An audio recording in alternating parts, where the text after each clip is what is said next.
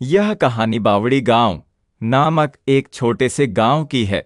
गांव के बीचों बीच एक बहुत पुरानी और विशाल बावड़ी थी, जिसे लोग शापित बावड़ी कहते थे। लोग कहते थे कि बावड़ी में एक चुड़ैल रहती है जो हर अमावस की रात को बाहर आती है और गांव के बच्चों को अपनी तरफ खींचती है।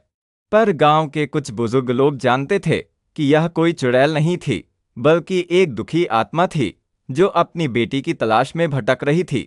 शहर से एक युवा पुरातत्वविद आर्कियोलॉजिस्ट विशाल इस बावड़ी के बारे में रिसर्च करने आया था।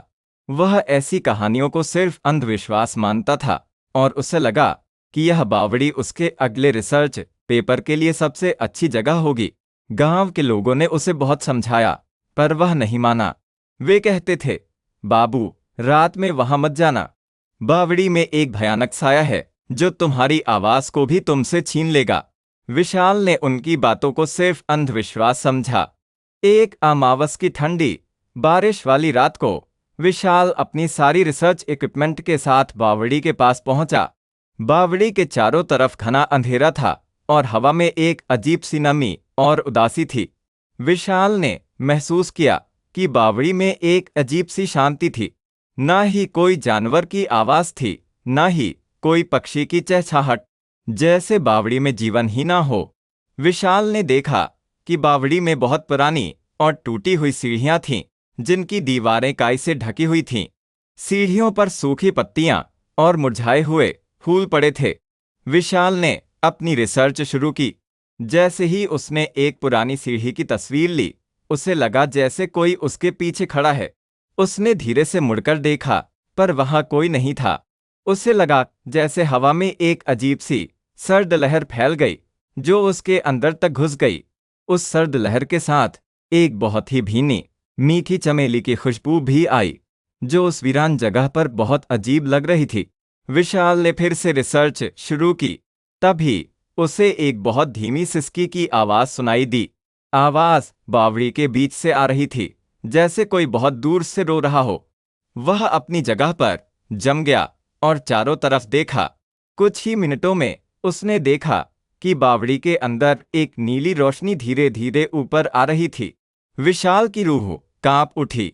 उसने तुरंत अपनी टॉर्च निकाली और उस रोशनी पर डाली। रोशनी एक औरत की थी जो बहुत ही उदास और अकेली लग रही थी। उसकी आंखें खाली थीं और वह बहुत डरी हुई थी। तभी उसे एक बहुत ही धीमी दर्द भरी आवाज सुनाई दी।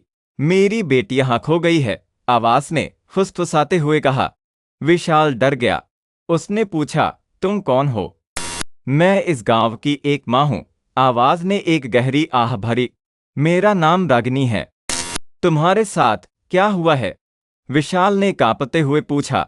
एक बहुत पुरानी कहानी है, रागिनी ने कहा। मैं इस गांव के सबसे अच्छे कुम्हार की बेटी थी। मेरी एक छोटी बेटी थी और हम दोनों बहुत खुश थे। एक दिन एक बहुत क्रूर राजा आया। वह बहुत लालची था और वह चाहता था कि मैं उसे इस बावड़ी का रहस्य बताऊं, पर मैंने मना कर दिया। गुस्से में उसने मेरी बेटी को इस बावड़ी में फेंक दिया और मेरी आत्मा को इस बावड़ी में कैद कर दिया। रागिनी ने बताया कि राजा ने उस बावड़ी को शाप दिया कि जो कोई भी इस बावड़ी में झांकेगा, उसकी आवाज भी वहीं कैद हो जाएगी। मेरी बेटी को शांति नहीं मिली है, रागिनी ने धीमी आवाज में कहा। अगर तुम मेरी बेटी को ढूंढ सको तो मेरी आत्मा को शांति मिल जाएगी। विशाल की रूह कांप उठी। उसे अब सब कुछ समझ में आ गया था। बावड़ी में कोई चुड़ैल नहीं थी, बल्कि एक माँ थी जो अपनी बेटी को बचाना चाहती थी। मैं तुम्हारी मदद कर सकता हूँ, विशाल ने कहा। हाँ, रागिनी ने कहा, अगर तुम मेरी आखिरी इच्छा को पूरा कर सको। विशाल ने उस इच्छा के बारे में पूछा। रागिनी ने बताया कि उसकी बेटी को एक पुरानी लाल रंग की गुड़िया बहुत पसंद थी और वह गुड़िया आज भी बावड़ी में है। अगले दिन सुबह विशाल ने उस गुड़िया को ढूंढने का फैसला किया। बहुत तलाश के बाद उसे एक बहुत पुरानी खंडित दीवार मिली। दीवार के पीछे एक छोटा कमरा था जिसमें एक बहुत पुरानी लाल रंग की गुड़िया थी। गुड़िया का चेहरा काला था, पर उसकी आंखें जीवित लग रही थीं, जैसे वह विशाल को देख रही हो। विशाल ने गुड़िया को उठाया और उसे रागिनी को दिया। जैसे ही उसने गुड़िया दी, एक बहुत ही तेज हवा चली और हवा में एक अजीब सी चमक फैल गई। विशाल ने देखा कि रागिनी और उसकी बेटी एक दूसरे को गले लगा रहे थे। धन्यवाद, रागिनी ने कहा, तुमने हमें बचा लिया। रागिनी ने एक जादुई मंत्र पढ़ा और हवा में एक अजीब सी चमक फैल गई। विशाल ने देखा कि बावड़ी अब साफ और नई हो गई थी और उसमें अब कोई अंधेरा नहीं था। अगली सुबह जब विशाल वापस गांव आया तो उसने गांव वालों को सारी बात बताई। गांव के लोग बहुत खुश हुए और उन्होंने बावड़ी को फिर से पूजना शुरू कर दिया। आज भी जब लोग बावड़ी गांव से गुजरते हैं तो उन्हें एक अजीब सी शांति महसूस होती है। लोग कहते हैं कि बावड़ी में अब कोई चुड़ैल नहीं है, बल्कि एक माँ और उसकी बेटी हैं जो अपनी कहानी को पूरा करने के बाद अब शांत हैं।